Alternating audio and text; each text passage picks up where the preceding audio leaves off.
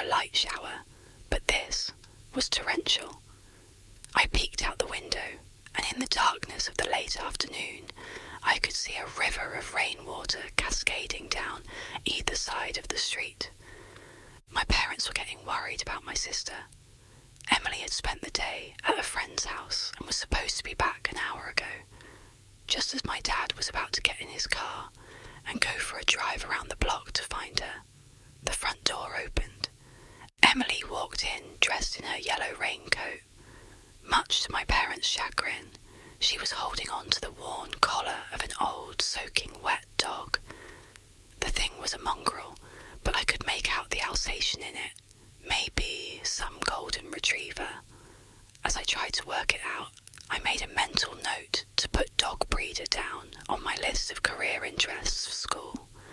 My parents exchanged apprehensive glances as Emily smiled awkwardly and explained how she found him shivering in the rain on the side of the road. There was something about his eyes, she said, that made her instantly feel sorry for the poor guy. My dad knelt by the dog and had a look at his collar. It was battered, its red colour fading, and it had no name, phone number or address written on it. My father stood up with a sigh and told Emily that he'd bring the mutt to the vet on Thursday to see if it had been chipped, and for the 5 days until then, looking after it would be her responsibility. Emily beamed at my dad and took the dog into the kitchen to towel it down. Later on that evening, she brought it back into the living room and informed us that his name was Buster. My father warned against getting too attached, but she didn't listen. She spent the rest of the day playing with Buster and sending pictures of him to her friends. That night, Buster slept on a makeshift bed of old blankets and cardboard in the kitchen. My parents prayed that he wouldn't make a mess of the place at night. Emily hugged Buster and gave him another treat before rushing off to her room. In the morning, all was well. It looked like Buster hadn't moved an inch. The dopey guy barely looked up at us when we crowded into the kitchen for breakfast. Immediately, Emily knelt beside him, rubbing his tummy and stroking his fur. I think Emily was too afraid of taking Buster for a walk, just in case she bumped into his owners and they dragged him away from her. The garden had been turned to mud the day before, and there wasn't a chance in hell that my mother would let that dog back in the house if he had a trace of muck on his paws. So he, like the rest of us, spent that day cooped up inside. Not that he seemed to mind. My dad cooked up a lamb chop for Buster that night, at Emily's request. It was the most animated I've seen him. His eyes lit up as it was placed in front of him, and we all erupted into laughter as he tore into it. That night, I jolted awake. The radio alarm clock on my bedside cabinet informed me, in analogue red light, that it was 4:37. I lay there, but quickly began to fall back to sleep.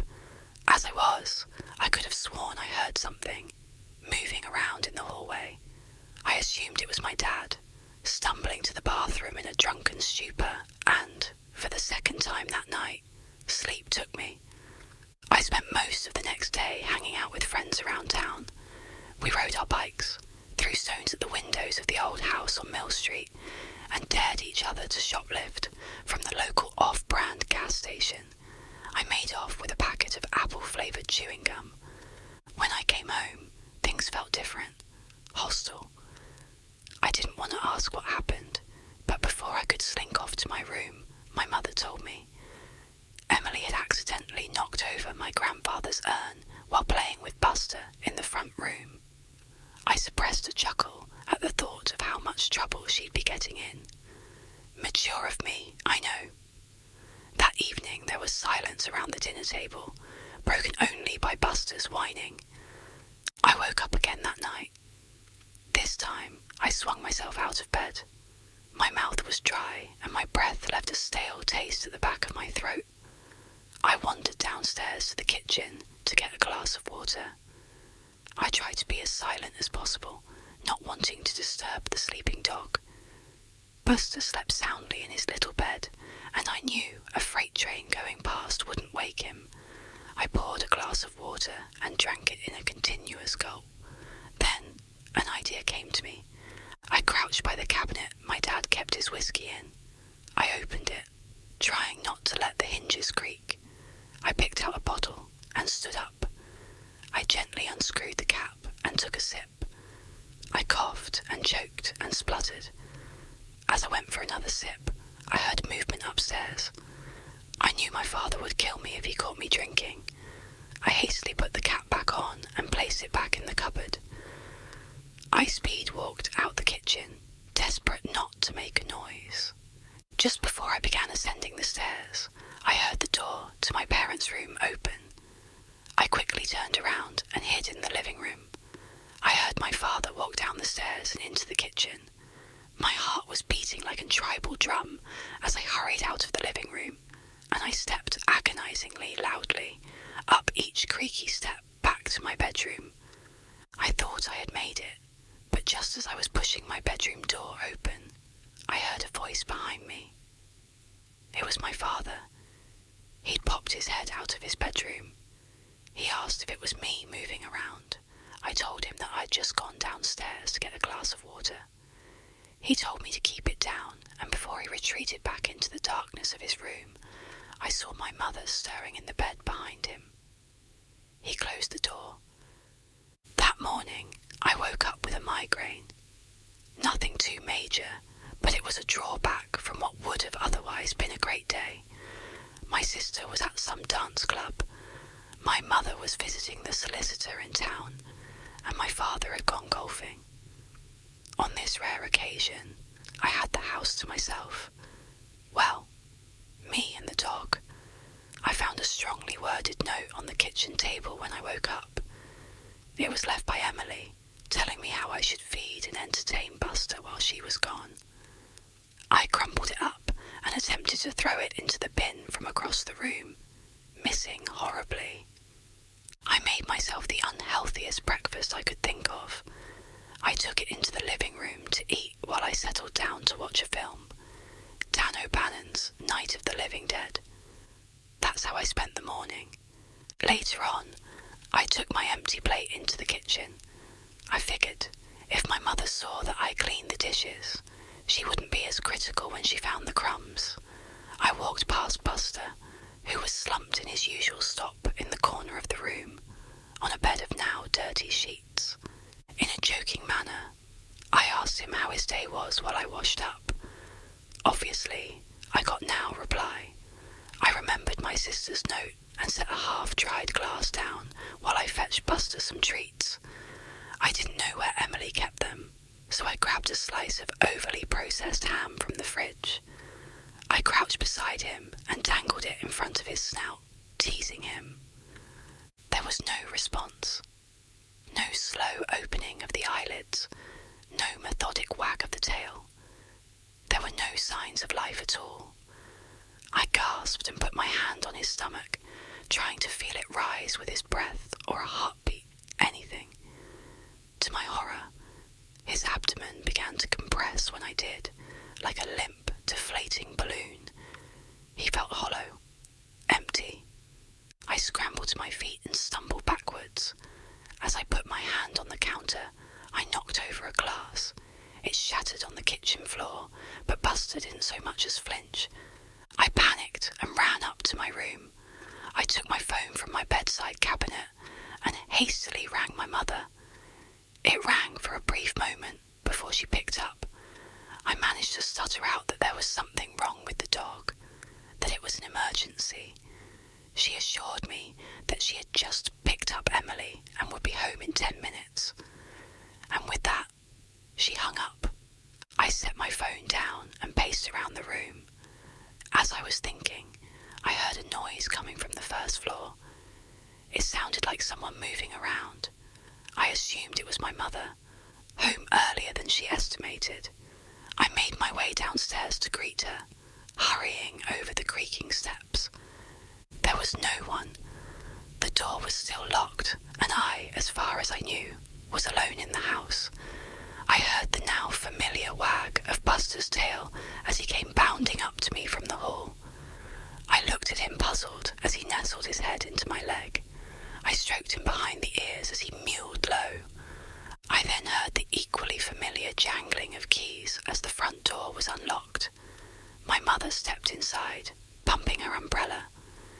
Emily, who was close beside her, ran to Buster and dropped to her knees as soon as she saw him. She hugged him tight and whispered in his flea-bitten ear. I could see her eyes were red, raw from crying.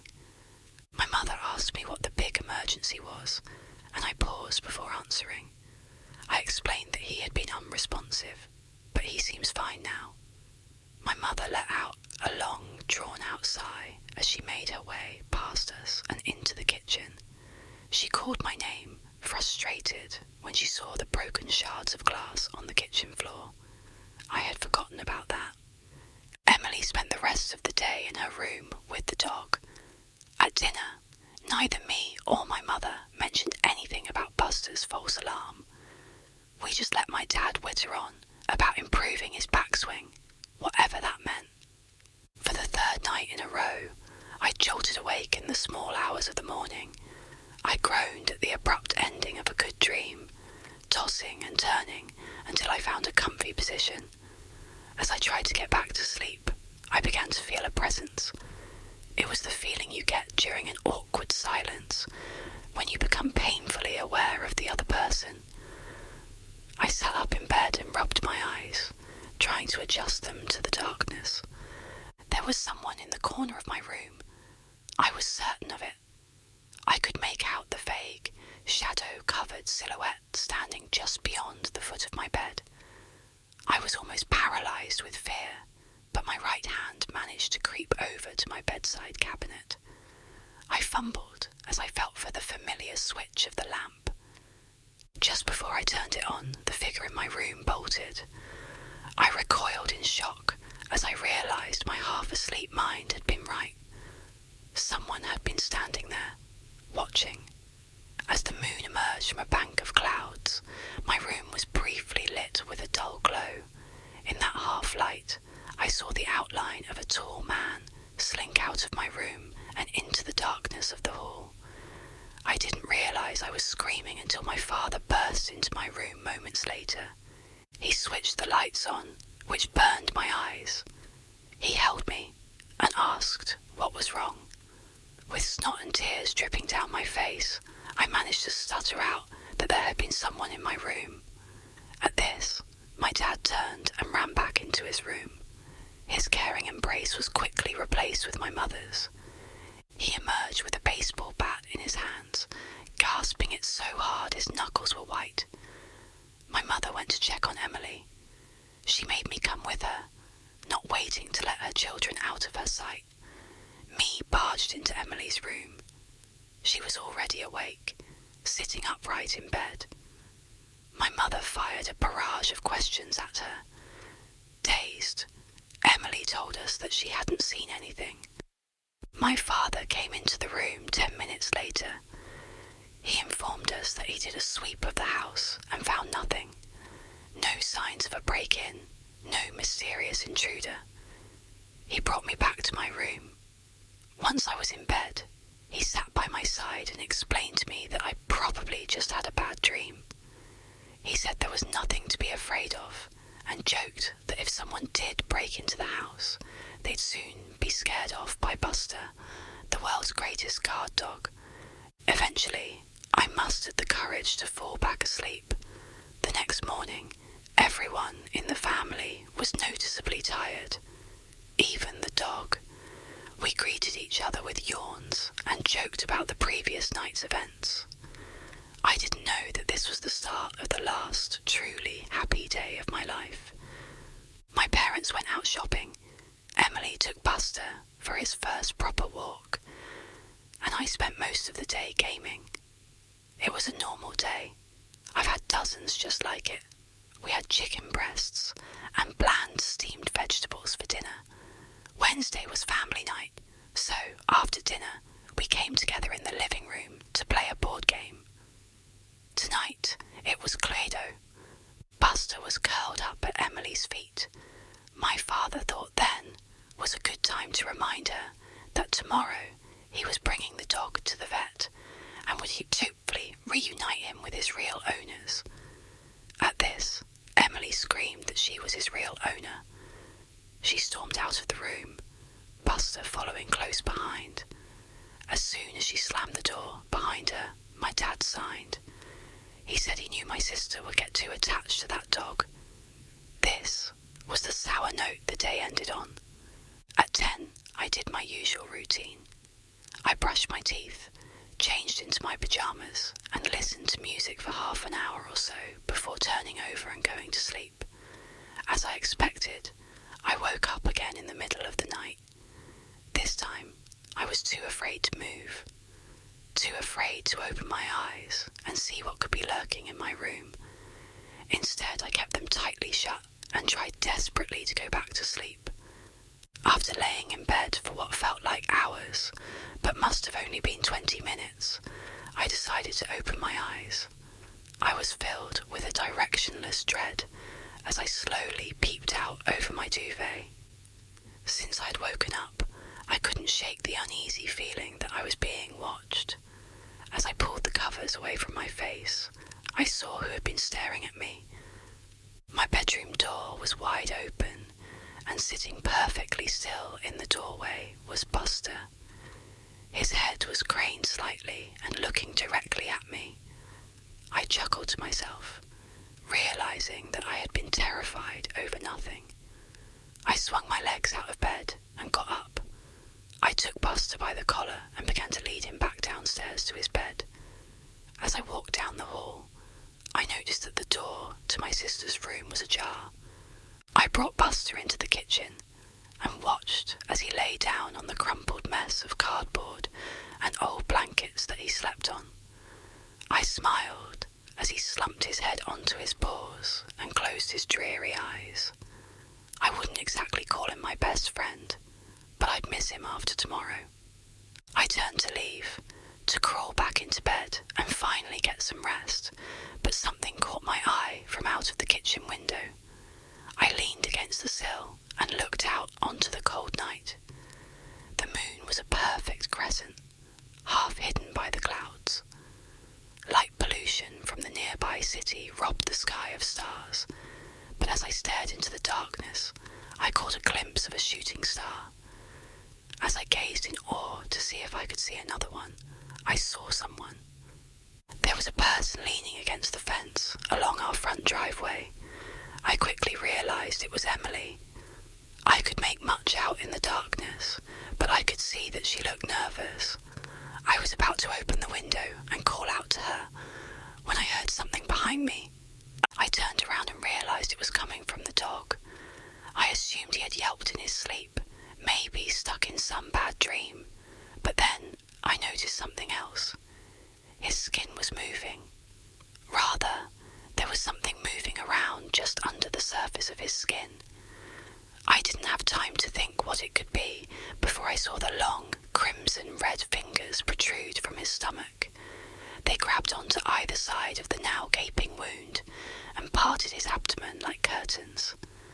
Once the opening was wide enough, the unnaturally long arm reached out, snaking across the kitchen floor until it grabbed the dining table's leg.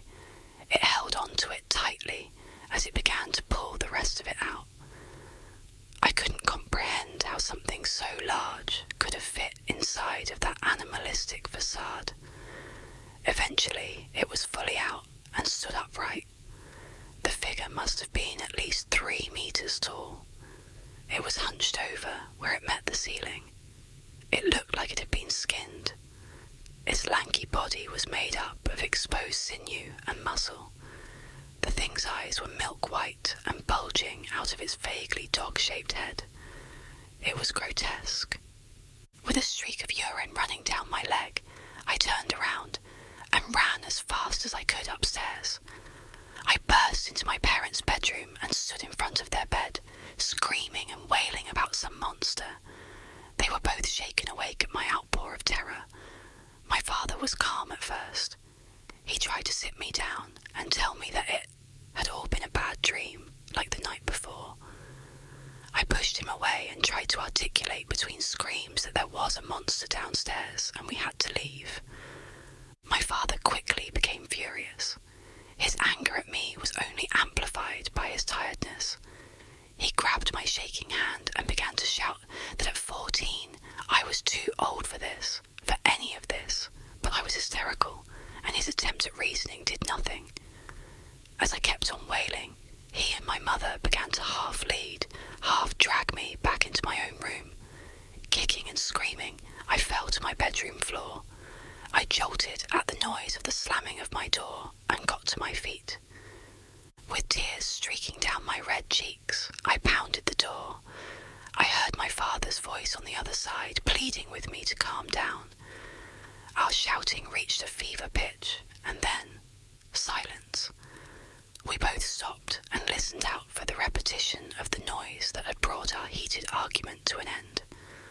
The dull thudding noise came again, this time accompanied by a shrill creak. I realised it was the sound of something climbing the stairs. I took a tentative step back as the noise drew closer and closer. In a weak voice, I heard my father stutter, "What? What are you?" I knew what he had seen. I've spent the last 11 years blocking out the memory of what came next. There was screaming and pleading, the sound of flesh ripping and bone shattering. I sat motionless on the carpet of my bedroom floor as viscose blood began seeping in from under the door. The sounds or carnage stopped, and I held my breath as there was perfect silence once again. This silence was broken by the sound of my door slowly creaking open. I was petrified with fear. I could do anything. Couldn't move, couldn't scream, couldn't breathe. The thing opened my door a crack before stopping. The slowly thudding noise returned as it walked away from the scene, until I couldn't hear anything more. I stayed welded to the spot for a minute or two before grief hit me like a bus. I began crying until my eyes were raw. I stood up and took my phone from my bedside cabinet. I dialed 911 and desperately tried to explain what had happened. I glanced out of my window and my jaw went slack. Walking down the middle of our street was the creature, caked in blood the same shade as its taut skin. Holding its hand and walking next to it was Emily. She stared up at it with affection. The two were illuminated by the street lights, and I saw that the creature was holding the fur suit that had once been Buster in the talons of its other hand. I watched as they walked down the street, across the sidewalk and into the forest that surrounded my neighbourhood. That was the last time I saw my sister. Within the hour the police came. They cordoned off the area and took me in. I spent the next few years in foster care. The official statement they had given was that it was a kidnapping gone wrong. Only I and the officers and coroner who saw my parents' remains knew that it was something much more sinister. That was 11 years ago. Tonight I finish writing this before I begin a journey that I should have undertaken a long, long time ago. Emily is still